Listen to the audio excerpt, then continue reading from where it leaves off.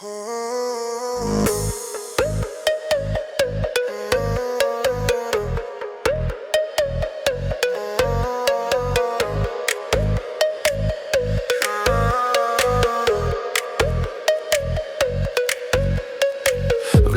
в стаята, тишината става сцена. Погледът ти казва: аз съм центъра на вселена. Думи тежки, златни рамки, без покритие сърце зад броня. Страх маскиран като величие. Огледалото ти шепне: ти си номер едно. Но нощем май не ти е толкова светло.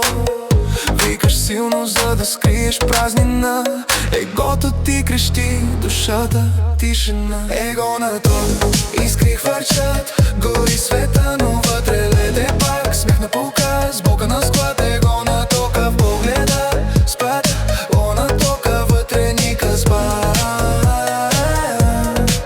Его на ток, светиш за момент, после пак към мрака, пак към теб. Самия в плен, гониш аплауз, дим бягаш от страх. Его на ток, а вътре никакъв смях. Снимки, филтри, чужди лайкове за храна. Колко харесвам трябват, за да спре тази война. Търсиш шум, да не чуеш своите мисли. Сменяш хора, дрехи, роли, ала раните са същите. Казваш: аз съм добре, аз съм на това, но в очите ти проблясва умората. Колко маски още ще държиш въка, докато забравиш коя е истинската. Его на ток, искри хвърчат, гори света, но вътре лете пак. Смях на показ, Бога на склад. Его на тока в погледа, спад. Его на тока в погледа, спад.